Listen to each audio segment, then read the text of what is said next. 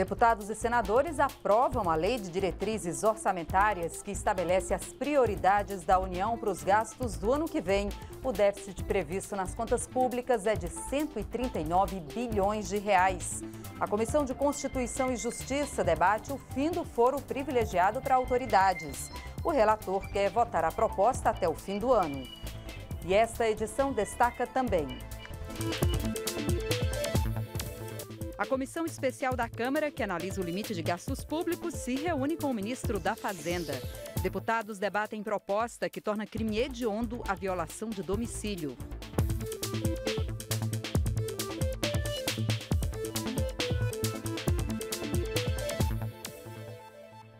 Bom dia, em Brasília, 2h32. O Jornal da Câmara começa agora. Reunidos em sessão do Congresso Nacional desde o início da tarde desta terça-feira, deputados e senadores finalmente aprovaram a Lei de Diretrizes Orçamentárias para 2017. E a gente vai direto para o Salão Verde da Câmara conversar com a repórter Paula Bittar, que acompanhou a votação e tem os detalhes. Olá, Paula, bom dia. Como foi a votação depois de mais de 13 horas de sessão, né? Exatamente, Jaciene, bom dia, você também. Olha, Jaciene, foi longa, foi tensa e não foi concluída no final das contas essa aprovação da proposta da Lei de Diretrizes Orçamentárias, a LDO, que cria aí as metas, as diretrizes para elaboração do orçamento de 2016. A LDO, essa proposta de LDO para 2017, na verdade, corrigindo, de 2017, ela traz aí uma novidade que vem sendo muito discutida, que é uma polêmica, inclusive, que é esse limite para os gastos do governo, prevendo que o governo não poderá gastar em 2017 mais do que o que for gasto agora nesse ano de 2016, corrigido pela inflação. E esse tema causou realmente muita polêmica. O texto principal da LDO foi aprovado, alguns destaques foram analisados, inclusive um destaque que tentava retirar essa parte do texto, esse destaque foi rejeitado. Mas aí, na hora final ali de analisar um ou dois destaques que faltavam, não houve quórum. Acabou que em 240 e poucos deputados, eram necessários 257 deputados para completar o número mínimo de deputados presentes. Não houve esse quórum mínimo, agora já 2h34 da manhã. E aí o presidente do Congresso, o senador Renan Calheiros, acabou encerrando essa sessão, ainda sem marcar uma nova sessão para retomar e finalizar essa análise da proposta da LDO, que traz uma previsão de déficit para o orçamento do ano que vem de 139 bilhões de reais para o governo federal. Depois de concluída aí a análise da LDO, aí sim ela poderá seguir para a sanção. Agora, antes, porque também ela se estendeu, essa análise se estendeu até agora, porque antes de se iniciar o processo de análise da LDO, era preciso trancar a pauta do Congresso Nacional, que estava trancada por vetos presidenciais que precisavam ser analisados. Lembrando que deputados e senadores têm esse dever de analisar os vetos que são impostos pela presidência da República a propostas que chegam lá e decidir se mantém esses vetos ou se derrubam os vetos. E, no caso, todos os vetos analisados nesta terça-feira foram mantidos e a gente vai ver na reportagem. Um dos vetos mantidos trata do programa Minha Casa Minha Vida. A proposta vetada determinava que 10% dos recursos do programa fossem para municípios com menos de 50 mil habitantes. A justificativa do veto feito pela presidente afastada Dilma Rousseff foi de que é preciso priorizar os municípios onde é maior a falta de moradias. O líder do DEM, que fazia oposição a Dilma, defendeu a manutenção do veto feito pela presidente afastada. Ela vetou este dispositivo e até com certa razão. Não há como você engessar 10% dos recursos dos programas habitacionais para cidade com 50 mil habitantes para baixo. E deputados que foram da base de sustentação de Dilma chegaram a defender a derrubada do veto. A quem interessa este veto? Este veto interessa, senhores e senhoras congressistas, às grandes construtoras de obras civis do nosso país, porque eles querem fazer 1.000, 2.000 casas, porque eles ganham muito mais. do que fazer 100, 50, 200 casas nas cidades menores. Deputados e senadores também mantiveram os vetos às seguintes propostas. Projeto que garantia pagamento de adicional de insalubridade a gestantes e lactantes afastadas dessas atividades. Proposta que aumentava a punição para o bloqueio de vias públicas sem autorização dos órgãos responsáveis. Proposição que permitia o uso de recursos da conta de desenvolvimento energético para o pagamento de dívidas de concessionárias de energia. O dispositivo incluído numa medida provisória que previa a cobrança de 4 alíquotas do imposto de renda sobre aposentadorias ou pensões recebidas por brasileiros que moram no exterior. Hoje, a cobrança tem alíquota única, independentemente do valor recebido. Bom, só para fazer uma correção, para votar a LDO era preciso destrancar a pauta que estava trancada pelos vetos e não trancar, como eu havia dito. E para complementar também a nossa informação, havia a previsão de sessão da Câmara depois dessa sessão do Congresso Nacional, sessão da Câmara com análise, continuidade da análise daquela proposta que trata da renegociação das dívidas de estados com o governo federal, mas como a gente está nesse avançado da hora, essa sessão acabou cancelada. A partir desta quarta-feira, só sessão de debates nesta semana na Câmara e as votações a gente retoma na semana que vem, Jaciene. Obrigada, Paula, pelas informações. Deputados da Comissão Especial que estuda um teto para os gastos públicos se reuniram nesta terça-feira com o ministro da Fazenda. Henrique Meirelles espera que a proposta de emenda à Constituição seja aprovada pelo Congresso ainda este ano. O Palácio do Planalto considera a medida fundamental para conter a crise econômica.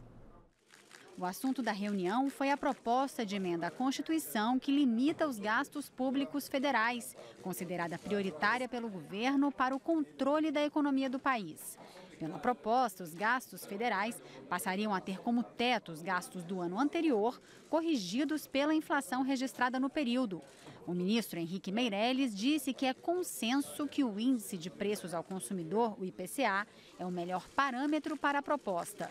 Se for aprovada, a limitação vale pelos próximos 20 anos, sendo que no 9º ano de aplicação, o governo poderá propor alterações nas regras. As contas públicas estão sob controle de que o Estado brasileiro, no futuro, será capaz de pagar suas contas, de que é solvente, porque controlamos as despesas públicas num momento crucial, quando a economia está caindo, e, portanto, isso é absolutamente necessário. Nós vamos voltar a ter condições de voltar o crescimento, de ter a confiança sendo restaurada, de fazer com que a economia volte a crescer, os empregos voltem a ser criados, a renda aumentando e a inflação passe a cair. Os investimentos em todas as áreas, principalmente na saúde e na educação, eles estão mantidos. Esses investimentos eles vão crescer, corrigidos pelo IPCA. E, obviamente, que o Parlamento, de forma constitucional, vai continuar tendo, no Parlamento a decisão final, da questão do orçamento. Somos nós que aprovamos o orçamento, somos nós que definimos para onde vão os recursos no orçamento e, obviamente, que obedecendo aquilo que vai ser aprovado na PEC, que é um teto global, é um teto geral, mas que não há teto individualizado. O ministro da Secretaria de Governo lembrou que, além da PEC e da renegociação das dívidas dos estados, o governo vai enviar outras propostas para o Congresso nesse esforço de controle de gastos. Acho que é o momento claro do governo de aquilo que está em discussão se alongar nessas discussões até nós aprovarmos PEC de teto, até nós termos sinalizações muito claras para a sociedade da nossa preocupação com essa questão fiscal. O país não vai conseguir avançar se nós não resolvermos essa questão do teto e partirmos para uma reforma séria da Previdência que sinalize claramente para a sociedade que a nossa preocupação é que o governo no futuro possa pagar. Segundo o relator da PEC na Comissão Especial, os efeitos dessas iniciativas na economia serão sentidos pouco a pouco. O Brasil é um paciente grave que está na UTI, entubado, em coma, cheio de aparelho, cheio de remédios e o familiar está no corredor. Aí o médico sai e o familiar, e daí? Olha, está um pouco melhor. Mas quando ele vai dar alta? Vai demorar. E a Comissão Especial que analisa as medidas contra a corrupção se reuniu nesta terça-feira para ouvir a opinião de especialistas e de um representante do Poder Judiciário. A maioria dos convidados que estiveram na Câmara apresentaram uma postura contrária ao projeto. Entre as críticas, a mais comum é a que a proposta é muito punitiva e fere direitos individuais. Este advogado e professor da Universidade Federal da Bahia foi contundente ao condenar as medidas do Ministério Público. Imagine que o seu filho ou alguém da sua família, por exemplo, se envolva num acidente de trânsito, num crime culposo de trânsito. Qualquer pessoa pode praticar, eventualmente. Se esse projeto for aprovado, isso vai diminuir e encurtar as possibilidades de recursos, vai permitir o cumprimento antecipado de pena, isso vai retirar uma série de nulidades processuais que existem hoje, vai permitir, por exemplo, que a prisão seja feita para garantir o patrimônio do crime, o que é uma coisa absurda, uma coisa pré-medieval. Mas essa opinião não é unânime. Essas medidas importantíssimas, eu acho que o Brasil precisa realmente reformular as suas formas de combate à corrupção, e a sociedade percebeu essa necessidade, assinou essas medidas e apresentou ao parlamento não só uma proposta, mas também uma demanda para que essas medidas tenham eficácia e efetividade. Por outro lado, há quem apresente uma versão diferente das causas do problema e também uma solução que passaria por outro tipo de reforma. A fonte da corrupção é o financiamento eleitoral. Ela está lá. Ela não vai ser alterada por esse projeto. Todo indivíduo que disputa a eleição precisa de um exército atrás dele. Como é que ele abastece o exército? Obtendo cargos para ele. Como é que abastece o exército? Conseguindo recursos financeiros. Segundo o relator, foram ouvidas até agora cerca de 20 pessoas de um total de 120 convidados. Ainda falta muita coisa até que os deputados consigam estabelecer um projeto que tenha algum consenso. Esse será o papel do relator, equilibrar os diferentes pontos de vista. Mas ao falar do tema, o relator lembra dos 2.400.000 pessoas que participaram do abaixo-assinado pedindo medidas de combate à corrupção. Tem princípios que nós temos que salvaguardar e quando eu falo sempre em equilíbrio é o seguinte: a gente vai defender os princípios constitucionais, mas sem perder de vista de que com o atual ordenamento jurídico brasileiro, o Brasil é um dos países mais corruptos do mundo. Então nós precisamos mudar para mudar isso, nós sermos um dos menos corruptos do mundo, que é o que todo mundo quer. O relator do projeto na comissão especial disse ainda que estuda propor um fundo para custear campanhas de combate à corrupção e programas educativos nas escolas. O foro privilegiado para autoridades públicas pode estar chegando ao fim. Pelo menos é o que espera o deputado Efraim Filho, do Democratas da Paraíba, relator da proposta de emenda à Constituição, que estabelece o fim do privilégio. Nesta terça-feira, a Comissão de Constituição e Justiça da Câmara debateu o assunto com representantes do Poder Judiciário.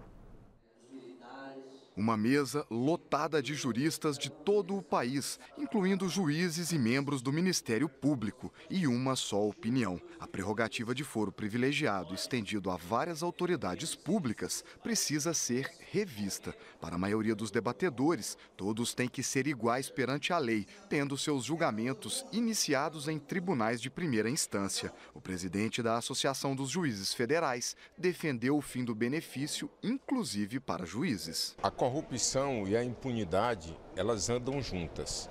E o foro privilegiado, ele tem mostrado que não propicia o julgamento dos processos. Muitos dos processos daqueles que têm foro privilegiado prescrevem, ou seja, após imposta a pena definitiva, essa pena ela é alcançada pelo prazo prescricional. Então, é preciso acabar com o foro privilegiado para também acabar com a impunidade. A impunidade, a corrupção e o foro privilegiado parece-me que estão umbilicalmente ligados. O relator da matéria, deputado Efraim Filho, quer votar a proposta na comissão ainda neste segundo semestre e está confiante na aprovação. Efraim acredita que as penas recebidas pelas autoridades condenadas poderão começar a ser cumpridas muito mais rapidamente se o julgamento for iniciado nos tribunais de primeira instância e não no Supremo Tribunal Federal. Acredito sim, tenho convicção na aprovação, porque se olharmos para trás, numa história bem recente, quem diria que o Congresso Nacional aprovaria a lei do ficha limpa, a lei que pune de forma mais severa políticos condenados pela justiça? Quem diria que o Congresso Nacional aprovaria a lei da fidelidade partidária, que pune com a perda de mandato o deputado ou senador que muda de partido? Então nós estamos sim evoluindo, passo a passo, muitas vezes é de forma tímida, gradual, mas estamos conseguindo deixar para trás resquícios obsoletos, arcaicos, de um tempo que já não corresponde mais à evolução institucional que a democracia brasileira precisa enfrentar. A proposta original é de 2005 e prevê o fim do foro privilegiado apenas para deputados e senadores. Mas ao longo de 11 anos, outras propostas foram incorporadas ao projeto original. E agora, o texto prevê o fim dessa prerrogativa para vários cargos da administração pública federal, estadual e municipal. E você vai ver depois no intervalo, deputados querem que pacientes com lúpus e epilepsia não precisem cumprir prazo de carência para usufruir de auxílio-doença e aposentadoria por invalidez. E você vai ver também. Deputados debatem proposta que torna crime hediondo a violação de domicílio. A gente volta já.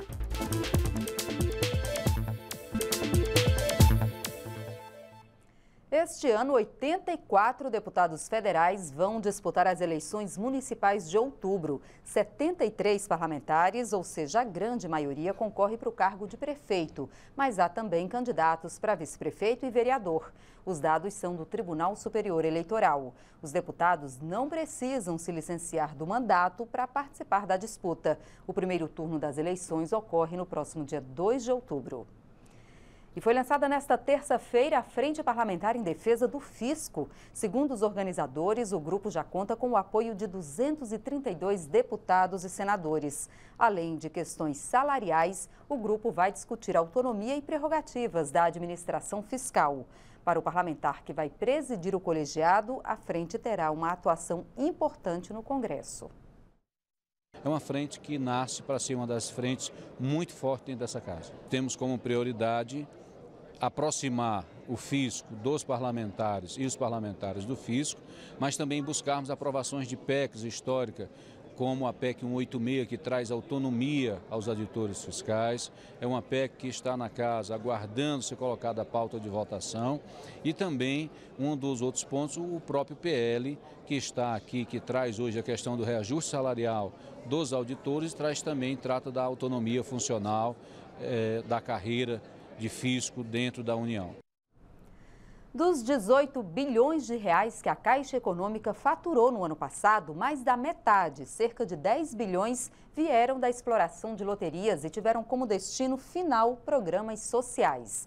Mas depois que o governo interino anunciou planos de privatizar a loteria instantânea, mais conhecida como Raspadinha, deputados se mobilizaram em torno de um projeto de lei que mantém a Caixa Econômica como uma empresa 100% pública. Veja na reportagem. A Comissão de Desenvolvimento Econômico aprovou o projeto que proíbe a venda para a iniciativa privada da exploração dos serviços de loterias. O objetivo da proposta é garantir que a Caixa Econômica, como instituição 100% pública, continue promovendo políticas sociais no país, como programas habitacionais e o Bolsa Família, para mais de 5.500 municípios brasileiros. O deputado Luiz Carlos Rauli, autor da proposta, afirma que quer proteger a Caixa de possíveis ameaças de privatização. Nós não precisamos de privatização da Caixa Econômica Federal em nenhuma das suas modalidades. A Loteria Federal, as loterias da Caixa, que são pelos lotéricos, 13 mil lotéricos, 70 mil funcionários que trabalham nas lotéricas, rendem 20 bilhões por ano, 10 bilhões vão para o governo. Então, realmente não queremos que haja nenhuma privatização, nada a respeito disso. Para o professor da Faculdade de Economia da Universidade de Brasília, a intenção do governo de quebrar o monopólio da Caixa na exploração de serviços de loterias pode ser positivo para o setor. É razoável que o governo tenha jogos, explore jogos e, no caso, em alguns setores, até como monopólio. Eu acredito que, nas duas perspectivas, a decisão tem um potencial bom para o país. Primeiro, permite o governo abater dívida pública ou, pelo menos, diminuir o déficit, evitando que a dívida cresça. E, na segunda perspectiva, eu creio que o setor vai se beneficiar a médio e longo prazo se a privatização for o primeiro passo para que o setor possa ser explorado por mais gente. A violação de domicílio agora pode se tornar um crime hediondo. A proposta está em análise pelos deputados e ainda precisa ser analisada pela Comissão de Constituição e Justiça e pelo plenário da Câmara. A Comissão de Segurança Pública e Combate ao Crime Organizado aprovou o projeto de lei que tipifica como crime hediondo algumas circunstâncias da violação de domicílio, como a seguida de agressão física, cárcere privado ou sequestro relâmpago. O texto aprovado foi o substitutivo do relator deputado Cabo Sabino. O lar é um local inviolável, intocável, é um local de sossego, que quando nós chegamos nos sentimos amparados e resguardados. E isso não pode ser inviolável por questões nenhuma. Se assim for, tem que ser considerado crime hediondo. O deputado subtenente Gonzaga foi contra o projeto e apresentou voto em separado. Segundo o parlamentar, a proposta aprovada extrapola o significado de invasão de domicílio, uma vez que estende o conceito para abranger toda a propriedade urbana e também toda a propriedade rural. Ou seja, invasão de terra seguida de conflito pode se tornar crime hediondo. Na verdade, tinha embutido nessa ideia uma intenção de alcançar MST, de alcançar movimentos sociais, de combater invasão de terra com conceito de violação do domicílio. Portanto, se queremos combater os danos causados na propriedade privada, sob qualquer circunstância, vamos cuidar do crime de dano e não da violação do domicílio, que é incabível nesse conceito. O substitutivo aprovado isenta do crime a pessoa que corre risco de vida e entra em uma propriedade para se proteger ou pedir socorro. O texto deve ser analisado pela Comissão de Constituição e Justiça antes de ser examinado pelo plenário da Câmara. A Comissão de Finanças e Tributação da Câmara aprovou um projeto que inclui o lúpus e a epilepsia no rol de doenças cujos portadores não precisam cumprir prazo de carência para usufruir de auxílio-doença e aposentadoria por invalidez. Atualmente, a lei prevê esse benefício para pessoas portadoras das seguintes doenças: tuberculose ativa, hanseníase, alienação mental, câncer, cegueira, paralisia irreversível e incapacitante, cardiopatia grave, doença de Parkinson, espondiloartrose anquilosante, nefropatia grave, estado avançado da doença de Paget, AIDS e contaminação por radiação. A proposta, se aprovada, incluirá a epilepsia e o lúpus. A epilepsia é uma doença neurológica crônica que produz manifestações motoras, sensoriais e psíquicas. Algumas vezes, a pessoa com epilepsia tem convulsões, espasmos musculares e perda de consciência. Crises diárias e uma doença que é muito difícil, né? Eu tenho vários tipos de crises. A epilepsia realmente a gente controla, mas não tem cura. O lúpus é uma doença rara provocada por um desequilíbrio do sistema imunológico.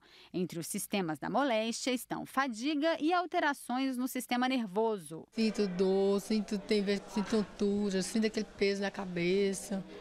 Não aguento barulho. A médica reumatologista do Hospital de Base de Brasília comentou a importância do projeto. Em determinados casos, que são pacientes que têm doenças muito graves, com esses desenvolvimentos neurológicos, renais, pulmonares importantes, esses pacientes realmente têm algum grau de limitação e vão ficar impedidos de trabalhar por um tempo prolongado ou, às vezes a vida toda. A relatora, a deputada Soraya Santos, defendeu modificações no projeto que veio do Senado. Uma das principais alterações diz respeito ao papel da equipe médica da perícia. Competirá a equipe, a junta médica, a decisão de avaliação do momento exato da aposentadoria. E vai valer a partir dessa avaliação. Então, todas as pessoas que estão hoje portando essa doença, elas podem, a partir da publicação imediata da lei, e a gente espera ver essa lei rápido sendo aprovada, elas poderem se dirigir a uma junta médica e expor: eu estou nesta fase de doença e eu gostaria de solicitar esse direito de aposentadoria. As Olimpíadas acabaram e deixaram para trás um legado e também muita saudade. E a Câmara dos Deputados teve uma participação fundamental na realização dos Jogos no Brasil. Veja na reportagem de Tiago Ramos. Durante 16 dias, o Rio de Janeiro foi o centro do mundo esportivo. Para quem planejou, aquilo tudo foi só mais uma etapa, que começou com o pré-evento. Ciclo olímpico é aquele tempo de treino e preparação de um atleta até chegar à competição. De certa maneira, o Congresso também viveu algo parecido. Pela Câmara passaram as leis e regras que criaram a base legal para a realização dos Jogos. Daí, uma espécie de ciclo olímpico parlamentar. Um exemplo vem lá do ano 2000, quando foi apresentada na Câmara a proposta de criação do que hoje é conhecido como Bolsa Atleta. Em 2004, ele foi aprovado e virou lei. Em 2011, veio a expansão do programa com o Bolsa Pódio. Carlos Santos, tenista paralímpico, é um beneficiado. A Bolsa Atleta, que é um diferencial muito grande para o atleta que faz jus a esse benefício, eu sou um deles. E isso me traz uma grande diferença na minha preparação para torneios, para me manter como atleta durante o ano inteiro. 3 em cada 4 atletas que disputaram os Jogos tinham Bolsa Atleta ou Bolsa Pódio. Um investimento na casa dos 18 milhões de reais. Aí cabe a pergunta para a terceira etapa, ou seja, o futuro das Olimpíadas. O investimento valeu a pena? Para o deputado Afonso Ram, a resposta é sim. Se as Forças Armadas ajudaram e foi importante, se o Ministério buscou um recurso, temos menos recursos, temos que usar a criatividade. O legado que fica é muito importante, mas nós precisamos seguir apoiando esses jovens atletas, esses atletas e os novos atletas para os futuros ciclos olímpicos. Outra preocupação no pós-jogos é com o chamado legado. E para esse, a Comissão de Esportes pretende dar uma atenção especial. A comissão também pretende se interessar pelo legado que as Olimpíadas vai deixar para o país. Esses equipamentos, como eles vão continuar funcionando para a comunidade. A esperança é que o investimento de ontem vire lucro amanhã. O Rio de Janeiro vai se transformar, é claro, num centro de competição. Para qualquer evento mundial, ele vai estar sempre concorrendo com outras cidades de outros países. Mas legado pode significar também uma outra coisa, um sentimento. E com esse, os deputados ficaram satisfeitos. O Rio de Janeiro nunca foi tão falado e o Brasil tão falado positivamente do que nesse período. Então, para o turismo brasileiro, para a autoestima do brasileiro foi fundamental. Quem não conhecia, com certeza passou a conhecer um pouco mais sobre o Brasil e, não tenha dúvida, vai ter a vontade de nos visitar em algum momento. Esta edição termina agora. Para outras informações ou para rever nossas reportagens, é só acessar a nossa página na internet. Tchau!